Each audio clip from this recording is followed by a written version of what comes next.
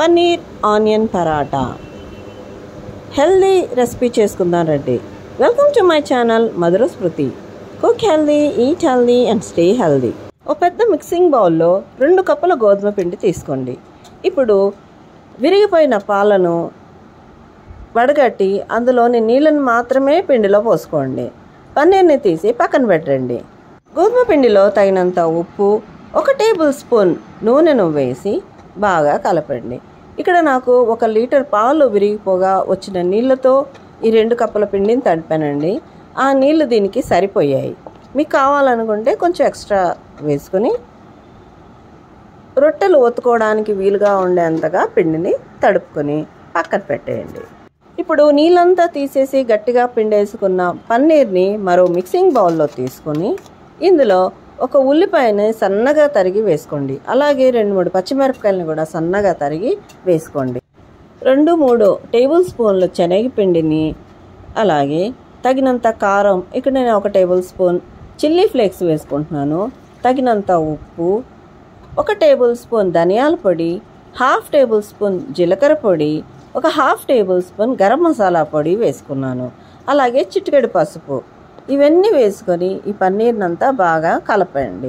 ఇది ముద్దలా అవుతే సరే, లేదా ఇంకా చేతికి అంటుకుని స్టిక్కీగా ఉందంటే ఇంకో టేబుల్ స్పూన్ శనగపిండిని వేసి బాగా కలపండి.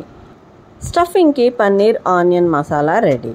ఇప్పుడు దీన్ని చిన్న చిన్న ఉండలుగా చేసుకొని పక్కన పెట్టుకోండి.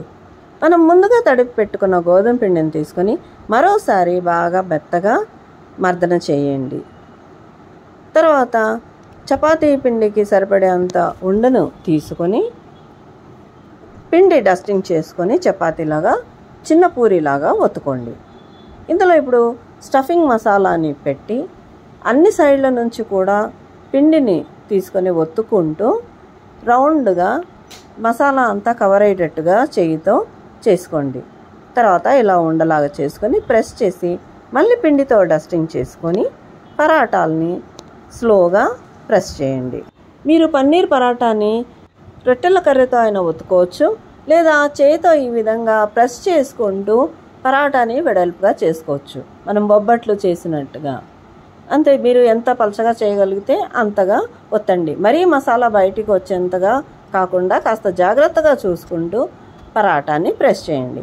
ఇప్పుడు పెనం వేడి చేసి దానిపైన కొద్దిగా ఆయిల్ స్ప్రెడ్ చేసి ఒత్తి పెట్టుకున్న పరాటాను వేసి పైనుంచి కాస్త ఆయిల్ని స్ప్రింకిల్ చేసి 2 వైపులా తిప్పుకుంటూ మంచిగా ఆయిల్ వేసుకుంటూ కాల్చుకోండి. మీరు ఆయిల్కి బదులుగా నెయ్యిని కానీ బటర్ని కానీ యూస్ చేయొచ్చు. అంతే, వేడి వేడి పన్నీర్ పరాటా రెడీ. దీన్ని అలాగే కూడా సర్వ్ చేసుకోవచ్చు, లేదా మీరు గ్రీన్ చట్నీతో కానీ రాయితాతో కానీ లేదా మీకు ఇష్టమైన చట్నీతో కానీ సర్వ్ చేసుకుని ఎంజాయ్ చేయండి. పిల్లలకి నెయ్యితో వేయించిస్తే ఆరోగ్యానికి ఎంతో మంచిది. Protein rich paneer paratha try చేయండి. మీ బంధుమిత్రులకి షేర్ చేయండి. నా ఛానల్కి సబ్స్క్రైబ్ చేసుకోండి. Thanks for watching.